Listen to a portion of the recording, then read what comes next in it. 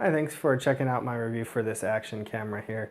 I've been wanting to try one of these for a long time, but it's not something I could justify spending hundreds of dollars on because I'm not going to use it that much.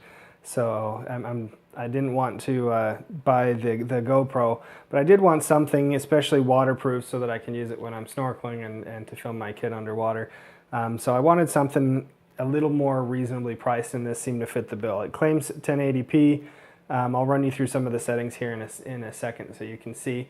Then later on I'm going to go ahead and film some actual video, take some pictures with it.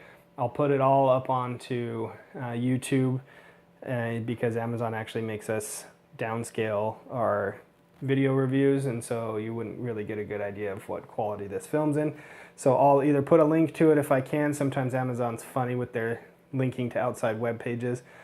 So if I can't put a link, I'll at least put a description. A couple of the big things that I really like, you can see it comes with a lot of stuff, a lot of different mounts, handlebar mounts and that kind of stuff. Waterproof case here. I really like that it comes with the extra battery.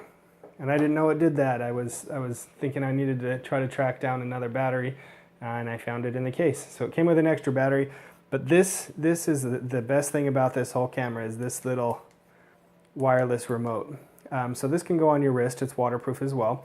So I have a full face mask snorkel, and this has a little mount on top for this. I don't have to try to reach up and find the button to take a picture, and just push the button so that you can either do pictures or videos. And like I said, this is waterproof, so it would work perfect for what I want. Super excited about that, actually. Run you through the actual camera itself. You can see it's quite small. It's got an HDMI out. It also has the charging port. Battery pack is down here. You just lift that out, and then you can just slide the battery right out. It's got a little pull tab there. I'm going to go and put it back because I want to fire it up for you. The on button's here in front. See the lights there? It says it's getting ready to turn on. Of course, the shutter's on top, and then some selections up there. So I don't have a card in it, but the button right here is the menu button. You can see it scrolling through, so that's picture, burst, video it had initially, that's a timer, and then this is the settings. The enter button's up top, and then you can just scroll through to adjust any of the settings that you want. So really, really user friendly. But really what it comes down to is the quality. So I'm going to go ahead and play around with it. I'll let you guys know what I think. I'm not going to make any judgments till after I get a chance to really test it and play around with it. But I'll do a write-up, and then I'll give you some of the footage yourself so that you can make your own decision. I want to give you a little bit of footage from the actual camera. I've been playing around with it for a while. I'm actually pretty impressed with this little camera. I did some battery tests on it. I average about an hour and a half per battery on 1080p, so the highest setting on here will get you about an hour and a half per battery. It does come with 2 batteries, which is awesome, so about 3 hours before you need to recharge.